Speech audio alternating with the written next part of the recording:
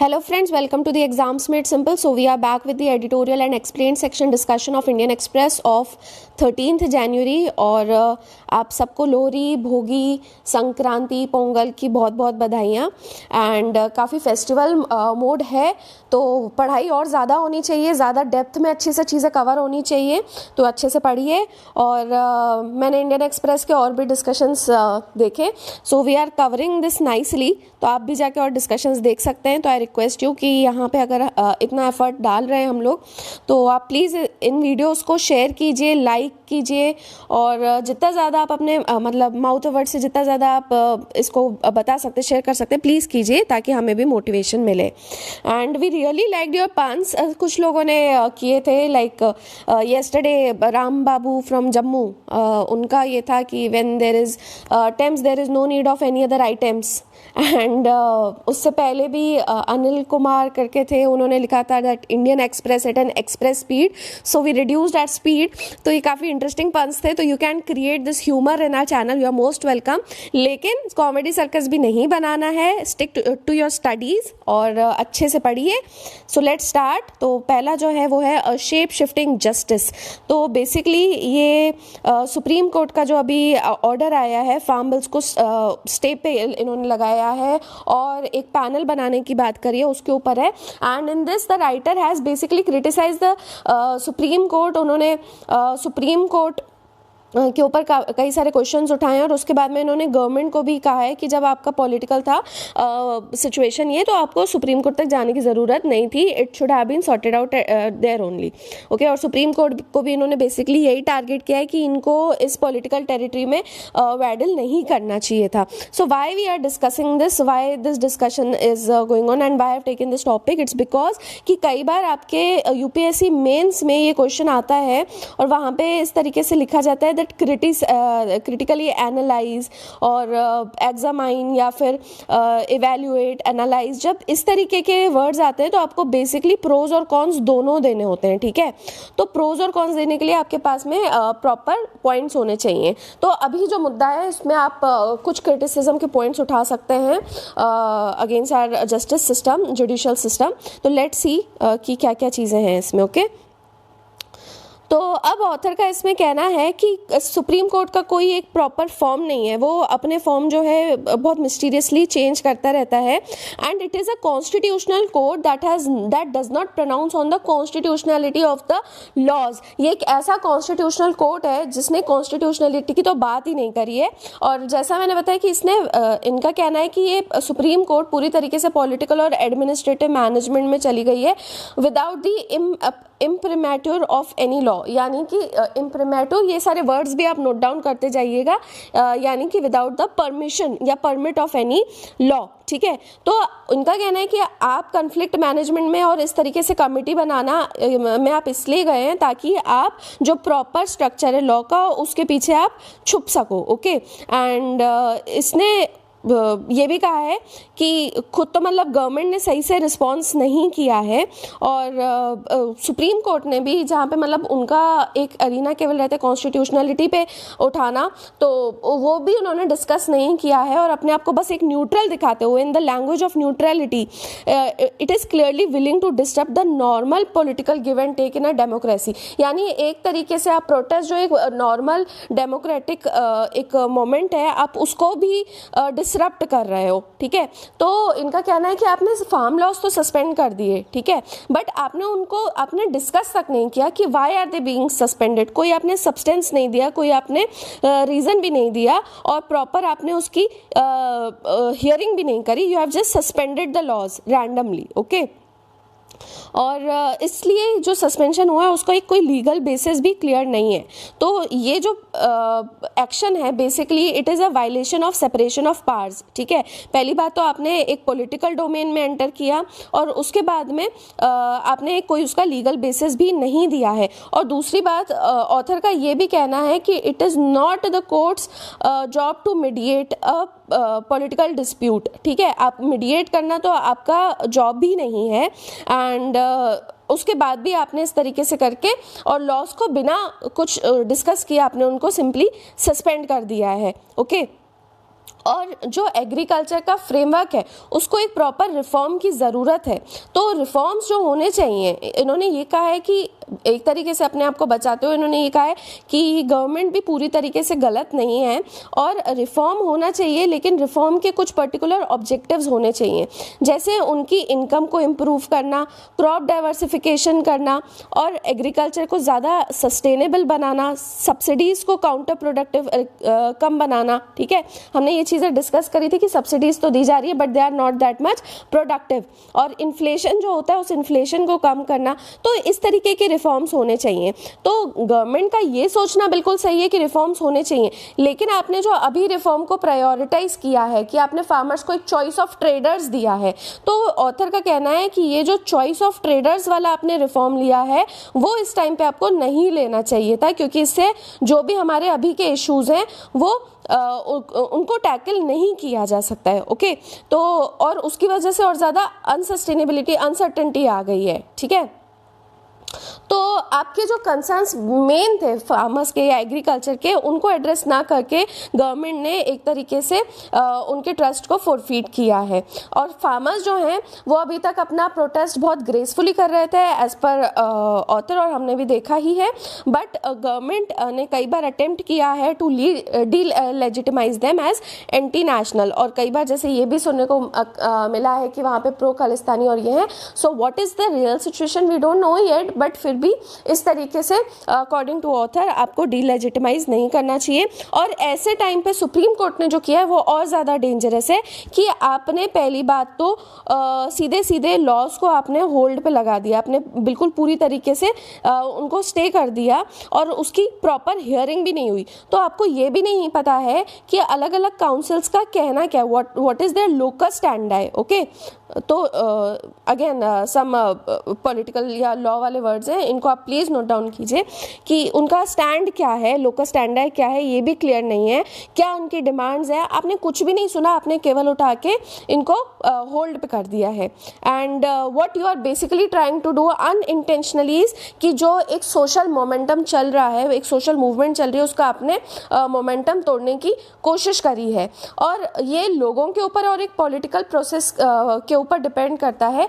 जब भी कोई चीज़ जिसमें कॉन्स्टिट्यूशनलिटी का क्वेश्चन इन्वॉल्व नहीं है, according to the author only when there is a question of constitutionality, उसी टाइम पे कोर्ट को इंटरफेयर करना चाहिए। और जब इसका सवाल ही नहीं है तो उस टाइम पे केवल लोग और पॉलिटिकल प्रोसेस डिसाइड कर सकते हैं कि क्या सही है और क्या गलत है। ठीक है, ये मेरे खुद के व्यूज़ नहीं है, ये इसमें जो लिखा है मैं आपको वो बता रही हूँ। ओके, और अब जो इन्होंने कमिटी बनाई है तो उन्होंने एक तरीके से रिस्पॉन्सिबिलिटी फार्मर्स के ऊपर शिफ्ट कर दी है कि आप अगर प्रोटेस्ट रोकते हो then you are being reasonable, otherwise you are being unreasonable, okay, irrational.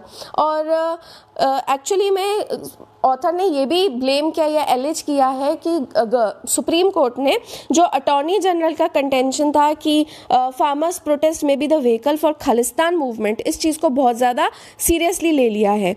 और एक और बात कही है इन्होंने कि इन अनदर रूस यानी कोई ट्रिक करना, एक तरीके से कोर्ट ने अपना जो मीडिएशन का फंक्शन है उसको रीडिफाइन कर दिया है। ठीक है, तो मीडिएशन में बेसिकली क्या होता है, वेरी इंपॉर्टेंट थिंग कि जब भी आप मीडिएट करते हो तो उसके जो मेंबर्स होते हैं they should be accepted by all the parties, जो भी स्टेक होल्डर्स हैं all the parties they must accept it. तो अगर सब एक्सेप्ट नहीं कर रहे हैं, अब जो कहा जा रहा है कि जो मेंबर्स आए हैं, 4 मेंबर्स आए हैं, उनके लिए ये कहा जा रहा है that they are pro government. ठीक है, वो वही स्टैंड ले रहे हैं जो गवर्नमेंट लेना चाह रही है।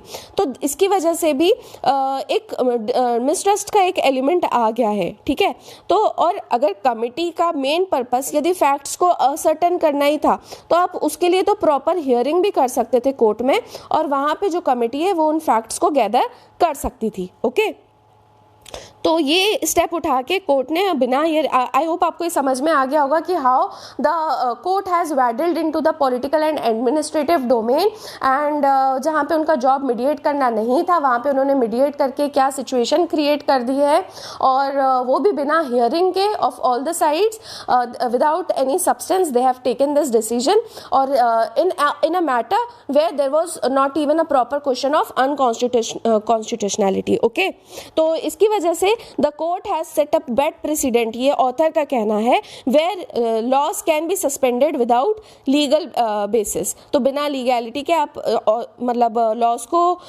सस्पेंड कर सकते हो, ये एक बैड प्रेसिडेंट है। And this has created mistrust in farmers about the intention. Okay, अब यहाँ पे एक और आर्टिकल है, I won't discuss this, out of court, तो इसमें भी सेम चीज़ कही है और इसमें भी सुप्रीम कोर्ट के बारे में यही कहा है, एंड सेम सेंटेंसेस पूरा एकदम सेम ही उठा है, that's why we are not discussing. Okay, और यहाँ पे एक आर्टिकल है द क्वालिटी ऑफ लीडरशिप, तो इसमें माधव सिंह सोलंकी का जो ऑथर है उनके साथ में रिलेशन को डिस्क्राइब करते हुए ऑथर ने ये सारी चीज़ें लिखी है। Author was also union minister, और माधव सिंह सोलंकी भी जो थे वो फॉर्मर एक्सटर्नल अफेयर्स मिनिस्टर और फॉर्मर चीफ मिनिस्टर थे गुजरात के। तो इन्होंने अपना एक पर्सनल डिस्कशन या पर्सनल जो भी रिलेशन है उसके बारे में लिखा है, so we won't be discussing this. Next on the ideas page is a history fact check for China. ठीक है, तो इसमें बेसिकली क्या डिस्कस किया है ऑथर ने, इसमें इन्होंने चाइना का रिलेशन डिस्क्राइब किया पहली बात तो इंडिया से, और एक और चीज़ कही है कि चाइना कई बार वहाँ के जो स्ट्रेटेजिस्ट हैं वो कई बार ये कहते हैं कि चाइना किस तरीके से काफ़ी पावरफुल रहा है, या चाइना ने कितनी बार किस तरीके से इंडिया को डिफीट किया है। ठीक है, पर कई बार इनके जो ये इस तरीके के स्टैंड्स होते हैं हिस्टोरिकली हमने देखे हैं कि बहुत गलत होते हैं, और एक तरीके से इन्होंने बताया है कि इंडिया जो है एक डिटर्मिन्ड डेमोक्रेसी है जो कि अपनी सोवरेनिटी को इतनी आसानी से लूज़ नहीं कर सकती है। सो हमेशा हम मतलब अपने लिए खड़े रहे हैं। तो थोड़ा सा हिस्टोरिकल टाइप का आर्टिकल है, और ये आपके हिस्टोरिक मतलब हिस्ट्री और इंटरनेशनल रिलेशंस दोनों में आपकी हेल्प करेगा। Okay, so that's why we are discussing it. इन्होंने बेसिकली रेफरेंस लिया है एक बुक का जिसका नाम है ऑन चाइना। ओके, और ये पब्लिश हुई थी 2011 में, और ये लिखी किसने, पहले यूएस के जो नेशनल सिक्योरिटी एडवाइज़र थे हेनरी किसिंगर, उन्होंने लिखी है, और इन्होंने अपने प्रोलोग में ही इंडिया चाइना रिलेशंस के बारे में डाला है, और इन्होंने माओ जेडोंग की जो एबिलिटीज़ थी एज अ मिलिट्री स्ट्रैटेजिस्ट उसको काफ़ी ज़्यादा इम्पॉर्टेंस दिया है। तो इस चीज़ को डिफेंड करते हुए किसिंगर के जो इसमें सेंटेंसेस हैं उन्हीं को डिफेंड करते हुए ऑथर ने यहाँ पे कुछ चीज़ें बताई हैं और हिस्टोरिकल फैक्ट्स डिस्कस किए। So let's see. ओके, सो जैसे किसिंगर ने बताया कि 1962 में ये कहा गया था कि through a military action Mao Zedong ने ये क्लेम किया था कि वो इंडिया को वापस एक जगह पे लेकर आए हैं, and it is drawn from China's historical experiences of defeating India in 1.5 Wars. ठीक है, अब ये सेंटेंस इन्होंने बोला है, तो इस चीज़ को अब डिफेंड कैसे कर रहे हैं ये हम देखेंगे कि इसमें इन्होंने कहा है कि पहली बात तो किसिंगर को इनसफिशिएंट नॉलेज है अबाउट एंशिएंट इंडिया, और जो टैंग डायनेस्टी का टाइम था 618 से 907 उसमें तो पहली बात कोई वॉर हुआ ही नहीं था, और इसकी वजह इन्होंने बताई है क्योंकि अभी तक जो है इंडिया और चाइना के बीच में कोई भी मतलब प्रॉपर बॉर्डर नहीं था। ठीक है, बीच में तो तिब्बत आ रहा था, तो उस टाइम पे तो बॉर्डर था ही नहीं। ठीक है, इसलिए कोई वॉर हुआ भी नहीं था। अब इन्होंने कुछ इंस्टेंसेस बताए हैं कि अगर आप उस टाइम को कह रहे हो जब मतलब हर्षवर्धन के टाइम पे हमारे यहाँ से एक एमिसरी गए थे चाइना में, और इसका जिक्र किया गया है कि एक बहुत छोटा सा इवेंट हुआ था, history of Sino India Indian relations एक बुक है उसमें बताया गया है। तो बेसिकली क्या था कि यहाँ पे एक एनवॉय आए थे थानेश्वर में। ठीक है, और वो एनवॉय को यहाँ पे अटैक किया गया था by the local feudal powers. तो ये जो एनवॉय थे वैंग करके, ये उस टाइम पे वापस गए तिब्बत, और इन्होंने वहाँ पे क्या किया, तिब्बत के ही जो सोल्जर्स थे उनको उन्होंने इंडिया के कुछ स्मॉल विलेजेस पे अटैक करवाया था, एक मिलिट्री कैंपेन लॉन्च किया था। ठीक है, तो अगर आप इस चीज़ की बात कर रहे हो कि वो मतलब एक एनवॉय आया था उस पर लोकल अटैक हुआ और किस तरीके से तिब्बत जाके उसने तिब्बत के सोल्जर्स का यूज़ करके इंडिया के लोकल मतलब जो विलेजेस हैं वहाँ पे अटैक कराया था, तो इसका इस तरीके के रेफरेंस का जो स्केल है वो बहुत कम है और वो बहुत इनसिग्निफिकेंट है। और इसके अलावा अगर आप किसी भी दो बाउंड्रीज पे देखो, एम्पायर्स के बीच में देखो, तो इस तरीके के फ्रिंजेस होते रहे हैं। ठीक है, और वही बात है कि तब तो तिब्बत इंडिपेंडेंट था, तो वैंग ने जो सोल्जर्स यूज़ भी किए वो तिब्बतन्स थे। तो basically what Mao was doing, और जो अभी भी चाइनीज स्ट्रैटेजी स्ट्रेटेजिस्ट करते हैं, दे री इंटरप्रेट द हिस्टोरिकल इवेंट्स, ठीक है, दे री इंटरप्रेट जो हुआ है उसको या तो आप बहुत ज़्यादा एग्जैजरेट करके बताओगे या तो अपने तरीके से इंटरप्रेट करके बताओगे, in a manner through which Han Chinese chauvinism, जो यहाँ के पूरे पॉपुलेशन है they are Han Chinese, China के लोगों जो ट्राइब पड़ती है उसको हैन चाइनीज कहा जाता है, तो इसको आप मतलब दिखाना चाहते हो कि बहुत पावरफुल रही है, जबकि ऐसा कुछ है नहीं, आप बस उस चीज़ का एक वही खुद का इंटरप्रिटेशन दिखा रहे हो। और इनफैक्ट यदि आप 641 एडी की बात करो, सी की बात करो, तो उस टाइम पे तो मतलब एक बुद्धिस्ट मॉन्ग भी आए थे हर्षा की डायनेस्टी में, जुआन जैंग, जिसको आप हिस्ट्री बुक्स में आप ये भी रेफरेंस पाओगे, ह्यून सांग करके होता है लिखा हुआ, तो ये आए थे। तो उस टाइम पे तो बेसिकली ऐसा पीरियड था जब आपस में जो स्कॉलर्स वगैरह थे वो नॉलेज एक्सचेंज करते थे, ठीक है। So this person also Chinese मॉन्ग, he came in search of Buddhist scriptures and other religious और फिलोसफिकल टेक्स्ट, और ये यहाँ पे 17 साल रहे थे नालंदा यूनिवर्सिटी में, और यहाँ का बहुत अच्छा कंटेंट वगैरह गैदर करके ये गए थे। So this was basically an age which was marked by the absence of narrow nationalism, ठीक है, ये ऐसी एज थी जहाँ पे again a new term narrow nationalism नहीं था, ठीक है। नैरो नेशनलिज्म क्यों कहा जा रहा है कि आप बस अपने आप को बड़ा दिखाना चाह रहे हो और दूसरे को डिग्रेड करना चाह रहे हो। तो this age permitted Chinese monks जैसे फाजियान, फाजियान कौन है, वही है फाहीन है जो गुप्ता डायनेस्टी के टाइम पे आए थे, जुआनजैंग और यीजिंग चाइना से, और उसी तरीके से हमारे यहाँ के धर्मरत्न कश्यप मटंगा और बोधि धर्मा, इन लोग ट्रैवल करते थे अपने आइडियाज़ को एक्सचेंज करने के लिए, तो ये ऐसा पीरियड था, ठीक है। और इसके अलावा इन्होंने कहा है कि एक दूसरी चीज़ भी कही है माओ के बारे में कि हो सकता है या तो वो कोई दूसरे एरिया के बारे में बात कर रहे हो, यानी कि एक कूचे करके एक एम्पायर था, बहुत छोटा सा एम्पायर था, तो माओ ने ये कहा है कि एक इंडियन किंग टैंग डायनेस्टी में आए थे पहले हिस्टोरिकल पीरियड में, और हेल्प मांगने के लिए कि दूसरे इंडियन किंगडम को के ऊपर प्रिवेल किया जाए।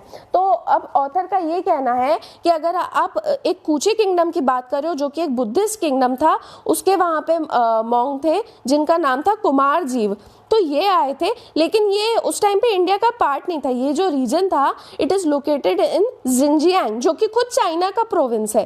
तो इनका कहना है कि what Mao was doing, he was getting confused, ठीक है, बिटवीन इंडिया, जो बाकी चाइनीज स्ट्रेटेजिस्ट भी होते हैं, कि इंडिया और जो ऊपर यहाँ पे वेस्टर्न वाला पार्ट है, सेंट्रल एशिया वाला पार्ट, ये आपका चाइना पूरा पड़ता है, ठीक है। तो आप बेसिकली कंफ्यूज हो रहे हो आपके वेस्टर्न वाले पार्ट में और चाइना में, ठीक है, ये जिंजियांग प्रोविंस है जहाँ पे उइगुर्स वगैरह रहते हैं। तो जो बाकी स्ट्रेटेजिस्ट भी वो होते हैं उस टाइम पे, इस जगह पे काफी कुशनाज रहते थे, ठीक है। तो it was one of the many kingdoms of western regions, जिसको जियू कहा जाता है। तो अगर आप जियू में, और जो इंडिया का रीजन है, इंडिया का रीजन को भी तियानजू कहा जाता था चाइनीज टेक्स्ट में, ओके। तो इंडिया का रीजन क्या कहा जाता था, तियानजू। आप तियानजू और जियू, ये दो रीजन्स में आप कंफ्यूज हो रहे हो। This was India while this was the western region, जो कि कंसिस्ट करता था ऑफ द सेंट्रल एशियन वाले पार्ट में, ठीक है। तो दिस वाज, ये वाला जो रीजन था, this was influenced by the Indian culture. Kushans जो थे वहाँ पे वही बुद्धिस्ट एम्पायर था। अगर आप इसलिए कंफ्यूज हो रहे हो because this was influenced by the Indian culture religion, but this region was actually distinct from India, ठीक है। और ये अभी के जिंजियांग में आता है, और यहीं पे ही उइगुर्स रहते हैं, और उइगुर्स भी इसलिए यही क्लेम करते हैं कि चाइना का एकदम एलियन टाइप का नेचर रहता है। सो आप अगर इस चीज़ में कंफ्यूज हो रहे हो तो ऑब्वियसली बात है कि we can't help you in this thing. अब दूसरी बात जो इन्होंने बोली है हाफ वॉर, तो बेसिकली ये चीज़ क्रेडिट लेना चाह रहे हैं कि किस तरीके से तैमूर ने इन्वेड किया था। तो अब इनका कहना है कि भाई तैमूर ने 1398 में इन्वेड किया था, जबकि आप खुद 1368 तक तो आप युआन के अंडर थे, ठीक है, युआन डायनेस्टी के अंडर थे, जो मंगोल के यहाँ से आए थे, which was established by the Kublai Khan, ठीक है। और जो युआन यहाँ चाइना में आए थे, it had nothing to do with the Timur's invasion of India, ठीक है। और तैमूर तो जो है वो ट्रांसऑक्सेनिया से, जो यानी कि उज्बेकिस्तान से आते हैं, ये मंगोल से आए थे और ये आए थे उज्बेकिस्तान से, तो इन दोनों का आपस में कोई वास्ता ही नहीं है। इनफैक्ट तैमूर तो 13 मतलब इसके बाद में चाइना जाने वाला था, चाइना को अटैक करने के लिए, ठीक है। ये तो अलग बात है कि उस टाइम पे मतलब उसकी डेथ वगैरह हो गई थी, तो वो वहाँ पे पहुँच नहीं पाए थे। और अगर पहुंच जाते तो this would have been one of the many foreign military, जो चाइना का एक कहा जाता है कि there was a century of humiliation, China century of humiliation कहा जाता है। तो इसमें ऑथर ने बिल्कुल अच्छे तरीके से चाइना को मतलब वो करने की कोशिश की, डिफेंड भी किया और अटैक भी किया उनके ऊपर कि आपका खुद का मतलब पीपल्स रिपब्लिक ऑफ चाइना बनने से पहले आपने पूरा एक सेंचुरी झेली है ह्यूमिलिएशन की, तो अगर तैमूर वहाँ पे आ जाता तो वो उसमें और ज़्यादा कंट्रीब्यूट ही करता। और ये एक कॉमन एक चीज़ है कि चाइनीज स्ट्रैटेजिस्ट जो हैं they play up the Chinese PLA as some kind of an invincible force, ठीक है। और 1979 में भी जिस मतलब इसका दूसरा इंस्टेंस भी, केवल इंडिया नहीं है, उस टाइम पे डैंग जाओपिंग थे, इन्होंने मेनली कहा था कि इन्होंने बॉर्डर बनाई हुई है वियतनाम के साथ में ताकि उनको एक लेसन सिखा सके, ये इनका बेसिक एक वो कैप चलती है, to teach someone a lesson.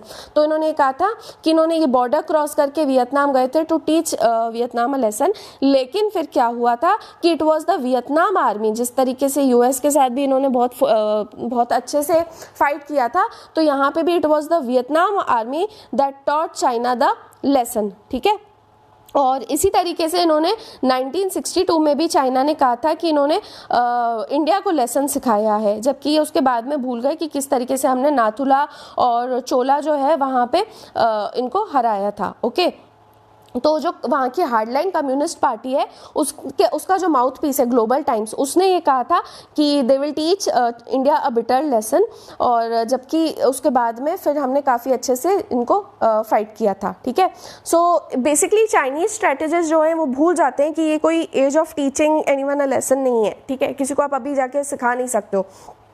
यूनिलैटरलिज्म और मिलिट्री अग्रेशन जो है, खासकर एक इतनी बड़ी कंट्री के अगेंस्ट जो अपनी सोवरेंटी को डिफेंड करना चाहती है किसी भी कीमत पे, वो उस टाइम पे ऐसा यूनिलैटरलिज्म आपका काम नहीं करेगा।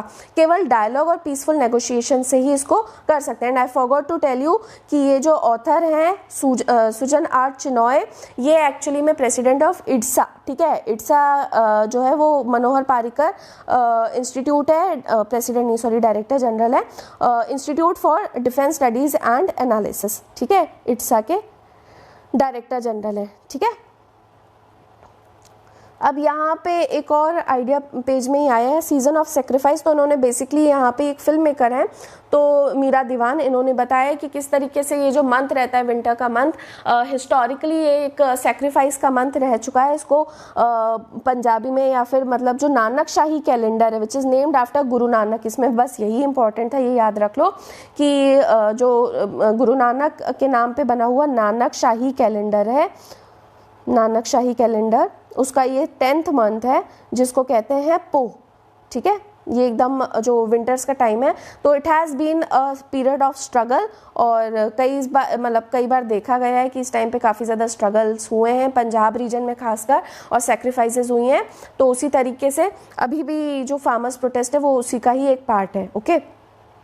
ना प्रहलाद सिंह पटेल जो कि यूनियन मिनिस्टर हैं, मिनिस्टर ऑफ स्टेट हैं कल्चर और टूरिज्म मिनिस्ट्री के अंडर, उन्होंने ये आर्टिकल लिखा है on Swami Vivekananda and abiding inspiration. यहाँ पे इनके कुछ कोट्स शेयर किए हैं which will help you in ethics. तो ये जो कोट्स यहाँ पे आपको बताए जाएंगे, इनको या तो लिख लीजिए या तो याद कर लीजिए, कई सारे आपको पता भी होंगे। तो इन्हीं से इंस्पायर होकर, स्वामी विवेकानंद से इंस्पायर होकर 12 जनवरी को नेशनल यूथ डे मनाया जाता है। और आज अब इंडियन यूथ की इन्होंने यहाँ पे बात की है कि every 5th young person is an Indian, ठीक है। और अभी जो कोरोना के बाद का पीरियड है, तो हमारे यहाँ का यूथ बहुत ज़्यादा एनर्जेटिक है टू टेक ओवर द मतलब पूरा अपना वर्ल्ड में एक नाम करने के लिए, ओके। तो सबसे पहला कोड तो यहाँ पे बताया जो लगभग हर एस्पिरेंट के वहाँ पे लगा हुआ ही रहता है poster, arise awake and stop not till the goal is reached. तो बहुत ज़्यादा आपके ऊपर एप्लीकेबल है। उठो, आगे बढ़ो, जागृत करो खुद को, और तब तक मत रुको जब तक आपका गोल नहीं आप रीच कर लेते हो। सो दिस मंत्र is very relevant and inspiring today. और इंडिया एकदम ग्लोबल लीडर बनने के लिए तैयार है। योगा भी हमारे यहाँ का जो एक पावर माना जाता है, उससे आने वाली एनर्जी से हमारे यूथ बहुत बड़ा इम्पैक्ट डालने वाला है, ओके। एंड थोड़ा सा इसको पॉलिटिकल कर दिया है तो वी वोंट डिस्कस मच। और इसके अलावा एक कोट यहाँ पे दिया हुआ है, make a life's aim and incorporate that idea into your life. Think that thought over and over again, dream it, live it. आज अगर सोचा है आईएएस ऑफिसर बनने का, आईपीएस बनने का, जो भी आपने सोचा है उसको अपना लाइफ का एम बना लो और उसको इतना ज़्यादा उस आइडिया को अपने लाइफ में उतार लो और उसके बारे में बार बार सोचो। Dream it, live it. उठ रहे हो, सो रहे हो, खा रहे हो, पी रहे हो, कुछ भी कर रहे हो, अपने फ्रेंड से डिस्कशन कर रहे हो, केवल उसी के बारे में सोचो। अगर सो भी रहे हो तो सपना भी उसी का आना चाहिए। And that is the secret to being successful. और उनका जो मंत्र है, for youth is evergreen until you can trust yourself you can not trust Allah और गॉड। जब आप खुद पे नहीं विश्वास कर सकते हो तो फिर आप गॉड पे भी विश्वास नहीं कर सकते हो। And his ideas were also represented in Chicago, जहाँ पे उन्होंने सनातन धर्म की बात कही थी और उसकी स्पीच की जो थीम थी वो थी विश्व बंधुत्व, टॉलरेंस, कोऑपरेटिवनेस, पार्टिसिपेशन। ये ऐसे टर्म्स हैं जो आप डायरेक्टली अपने आंसर में लिख सकते हो जब भी ऐसे विवेकानंद से इंस्पिरेशन लेने के लिए कभी भी क्वेश्चन आता है। पीएससी वगैरह में तो खासकर बहुत ज़्यादा क्वेश्चन आते हैं, ठीक है। And he also said that Sanatan Dharma is the mother of all religions. और उन्होंने इंडिया पे प्राउड करते हुए और सनातनी रिलीजन के बारे में बताया था कि how it teaches the lesson of tolerance और यूनिवर्सल एक्सेप्टेंस, ओके। और सेक्युलरिज्म की हम पहली लैब थे, ये भी चीज़ मतलब इससे पता चलती है। उस टाइम पे न्यूयॉर्क हेरल्ड जो है उसने ये भी लिखा था that hearing Swami Vivekananda seem that कि जो क्रिश्चियन मिशनरी को यहाँ पे ऐसे नॉलेजेबल नेशन में भेजा गया था that was foolish act, okay. Hearing him seem that sending a Christian missionary to a knowledgeable nation like India is foolish, ठीक है। तो इतनी ज़्यादा उस टाइम पे उनकी तारीफ हुई थी। And his belief about God is tied to every religion, और ये चैरिटी में भी बहुत ज़्यादा विश्वास रखते थे। The more we come to help, another quote, इसको भी याद रखना, the more we come to help and help others the more pure our heart becomes, such people are like God, okay. Let's move to the explain section. यहाँ पे WhatsApp का एक अभी update आया है, तो उसमें इन्होंने व्हाट्सएप ने लिखा था, एक सेकेंड लेट मी, यस। तो इंडियन एक्सप्रेस में यह पहले पेज पे भी आया है, WhatsApp respects and protects your policy और प्राइवेसी, सॉरी। और यहाँ पे इन्होंने बताया कि क्या चेंज हुआ है, क्या नहीं चेंज हुआ है, और इसी पे बेस्ड जो है अब ये एक्सप्लेन सेक्शन में आया हुआ है कि व्हाट्सएप का क्या है। तो ये बेसिकली यहाँ पे हम जो डेटा प्राइवेसी की बात है उसको डिस्कस करेंगे। और इसमें डिस्कशन वैसे जो यहाँ पे आया है वो ये बता रहा है, क्लैरिफाई कर रहा है कि आप व्हाट्सएप को आपको डिलीट अनइंस्टॉल करना चाहिए कि नहीं करना चाहिए। बट डेटा प्राइवेसी से रिलेटेड 2-3 बहुत इंपॉर्टेंट चीज़ें बताई है और दूसरे एग्जाम्पल्स भी दिए हुए हैं। जैसे ईयू का यहाँ पे एक एग्जाम्पल आएगा और इंडिया में हम कहाँ पर हैं और व्हाट्सएप डिलीट करने से अब क्या होगा, दूसरे ऐप्स वगैरह से कंपेयर किया है, तो कुछ अच्छी चीज़ें डिस्कस किए हैं, तो वो हम देखेंगे, ठीक है। तो व्हाट्सएप का कहना ये है कि हमने कोई भी पॉलिसी उस रिगार्डिंग चेंज नहीं की, जो भी आप फ्रेंड्स और फैमिली को मैसेजेस करते हो, और केवल जो बिजनेस मैसेजेस हैं उसको उस चीज़ को हमने किया है। तो they have basically separated the messages with friendly और फ्रेंड्स, फैमिली और friends and the messages with a business. आपने कई बार देखा होगा कि जब आप व्हाट्सएप करते हो तो वहाँ पे लिखा आता है this is a business account. तो इनका कहना है कि हम उस डेटा की या फिर उन मैसेजेस की बात कर रहे हैं, ओके। और पहले वाले में आप अपने ग्रुप्स में, आप अपने फैमिली फ्रेंड्स में कुछ भी बात करो, हम उसकी बात कर ही नहीं रहे हैं, ठीक है।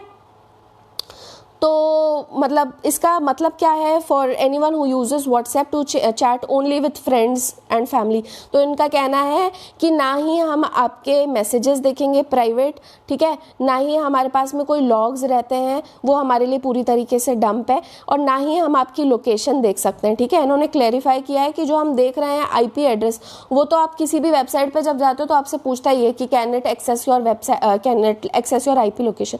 तो वो आपके कोई भी जो नियर बाय टावर है उसको एक्सेस करने की बात कर रहा है एंड नॉट योर लोकेशन। जैसे जो लोकेशन शेयर करने का ऑप्शन आता है ना व्हाट्सएप में अपने फैमिली वगैरह फ्रेंड्स के साथ में, हम उसको ट्रैक नहीं करेंगे, ठीक है। और कोई भी जो आप ग्रुप्स भी रहते हैं उसका डेटा भी हम नहीं लेंगे। केवल और केवल जो बिजनेस अकाउंट आप जिन पे चैट कर रहे हो, सपोज कोई फार्मा का अकाउंट है, तो वहाँ से हम ये देखेंगे कि अच्छा आपको मेडिसिन की ज़रूरत है, so we will use this data and इसके बेसिस पे हम आपको फेसबुक के अकाउंट पे एड्स देंगे। तो वो हम अपने पर्पस के लिए यूज़ कर रहे हैं, ऐसा इनका कहना है। हम अपनी ही मार्केटिंग, अपने एड्स के लिए बस यूज़ करेंगे, और वो भी वो डेटा जो कि आप अपने बिजनेस अकाउंट या दूसरे बिजनेस अकाउंट में जाके आप मैसेज करोगे, ओके। तो इसमें जो है इन्होंने क्लेरिफाई किया है that large businesses might need to use secure hosting services. तो इसमें वही बात है कि जो आप बिज़नेस वगैरह कर रहे हो और आप कुछ भी कम्युनिकेट करोगे किसी बिज़नेस से, अपने फ़ोन से, ईमेल से, व्हाट्सएप से, वो सारी चीज़ें जो हैं हम आपको फेसबुक में उसी से रिलेटेड एडवर्टाइजमेंट देने के लिए यूज़ करेंगे। और इसमें भी क्लियरली लेबल कर दिया जाएगा जो भी आपकी कन्वर्सेशंस बिजनेस की थी, और ये लेबलिंग तो ऑलरेडी विजिबल भी है, जो मैंने आपको बताया that you are chatting with a business account, तो ये लिखा हुआ आ जाता है। ठीक है, तो इसमें आपके लिए क्या चेंज होगा अगर आप फेसबुक पे हो, तो अगर आप पर्सनल चैट पे कुछ भी कर रहे हो उससे रिलेटेड तो कुछ भी नहीं चेंज होगा। ठीक है, और अगर आप किसी बिजनेस से कर रहे हो तो आपको उससे रिलेटेड एड्स दिखने लगेगी। और अगर आपकी बहुत बड़ी फॉलोइंग है तो बस आपको कॉशियस रहने की ज़रूरत है कि आप किससे चैट कर रहे हो। और अगर आपकी ज़्यादा फॉलोइंग नहीं है, अगर आप प्रॉपर आईएएस एस्पिरेंट और ज़्यादा ये सब चीज़ें नहीं करते हो तो आप बिल्कुल सिक्योर हो, आपको टेंशन लेने की ज़रूरत नहीं है। So do your Facebook friends come to know कि आप अपने व्हाट्सएप कॉन्टैक्ट्स से क्या उनसे आपको मिल रहा है, या आपको कोई भी अगर बिजनेस का भी वो आ रहा है ऐड वगैरह, नहीं, आपके फ्रेंड्स को कुछ नहीं पता चलेगा। अब मेन बहुत अच्छी चीज़ आती है that which countries have a different policy. तो इसमें बात है यूरोपियन यूनियन की, वहाँ पे डेटा शेयरिंग के ऊपर बहुत ज़्यादा कंट्रोल है। ईयू के यहाँ पे काफ़ी स्ट्रिक्ट पॉलिसी है, यूरोपियन यूनियन में प्राइवेसी पॉलिसी है, और वो किसी भी सॉफ्टवेयर प्रोडक्ट से के लिए है।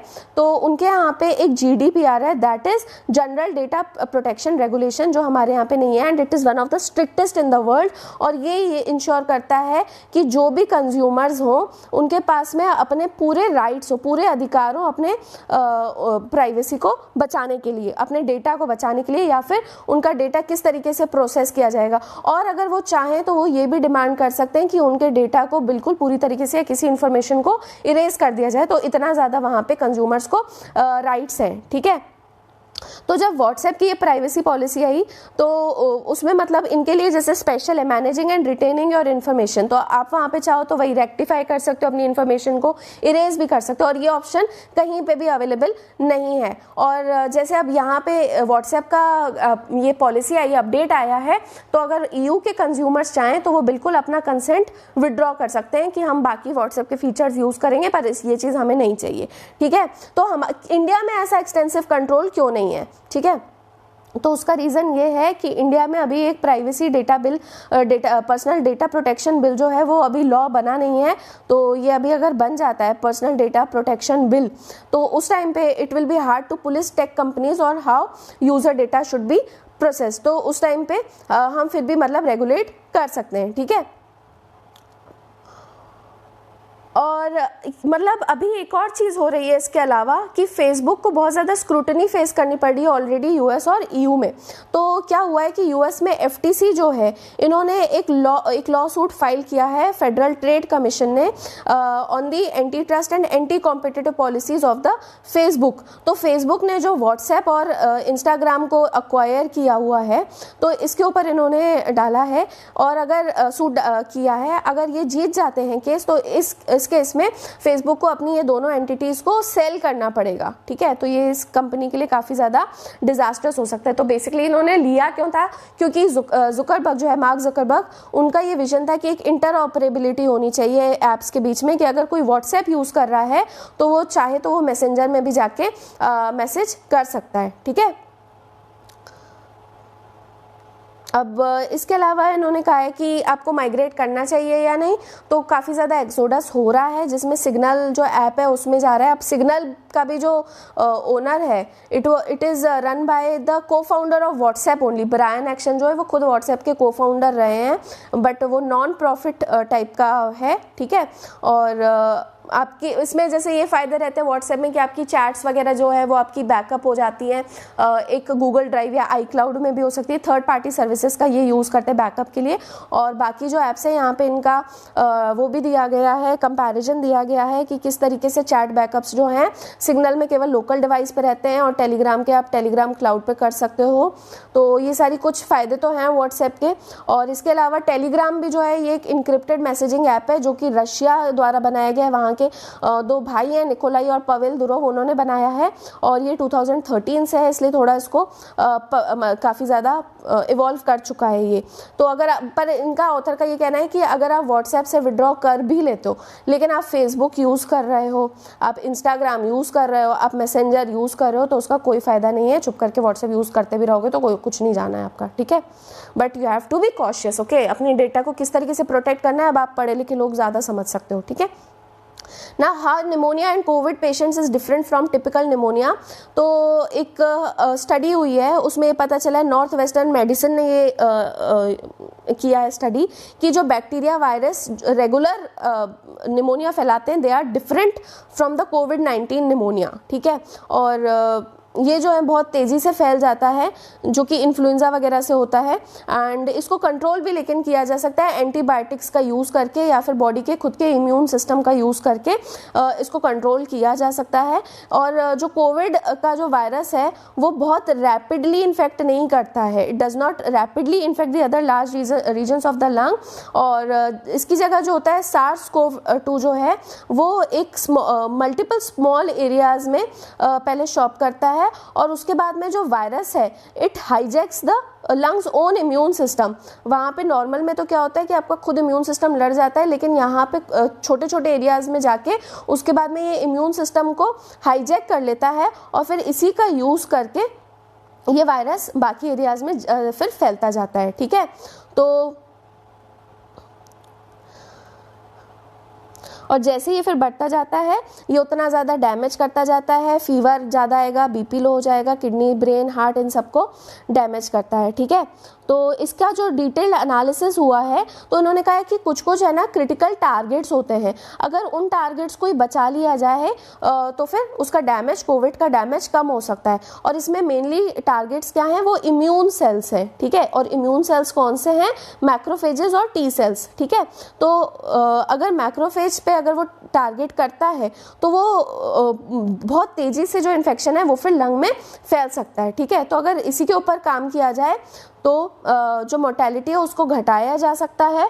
और एक और चीज़ देखी गई है कि वेंटिलेटर पे जब लोग कोविड की वजह से जाते हैं तो इतनी ज़्यादा मोर्टेलिटी नहीं रहती है as compare to regular pneumonia, ठीक है। तो वही बात है कि अगर एक जगह पे टारगेट कर रहा है ना, इम्यून सिस्टम पे टारगेट कर रहा है, तो उसी को अगर टारगेट करके हम ड्रग्स बनाएं तो फिर इसके डैमेज को कम किया जा सकता है। और लास्ट इसमें आया है now out of favour now back, arthritis drugs and covid treatment. तो दो ड्रग्स जो हैं इनको हटा दिया गया था, इनको यूज़ करने के लिए मना किया था। नाम थोड़ा टफ है, टॉसिलिजुमैब आपको जैसे याद हो जाए, और सैरिलुमैब, ठीक है। तो लेकिन अभी ये फिर से रीइमर्ज हो गए हैं as possible treatment options for कोविड-19। और यूके गवर्नमेंट ने अभी नई स्टडी के बेसिस पे कहा है कि आप इसका यूज़ कर सकते हो। इससे पहले क्या हुआ था कि ICMR जो है, Indian council of medical research, उन्होंने मना किया था कि इंडिस्क्रिमिनेटली आप ऐसे ड्रग्स का यूज़ मत करो जैसे रेमडेसिविर और ये टॉसिलिजुमैब हो गया, क्योंकि ये सही करने की जगह हार्म ज़्यादा कर सकते हैं, ठीक है। तो बेवजह ऐसी दवाइयाँ मत लो। So that was all from the editorial and explain section. I hope आपको अच्छा लगा होगा। प्लीज शेयर कीजिए and keep giving your feedback and keep studying. Have a nice day.